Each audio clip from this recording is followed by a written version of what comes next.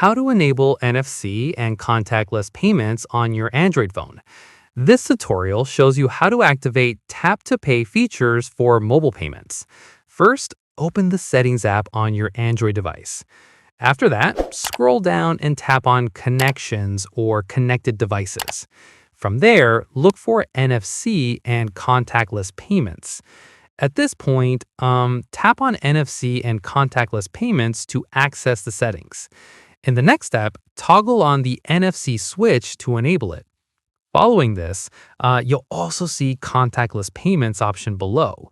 Once done, tap on contactless payments to set your default payment app. From here, select Google Wallet or Samsung Pay as your preferred payment app. At this stage, if you haven't set up the payment app yet, tap on it to add your debit or credit card details.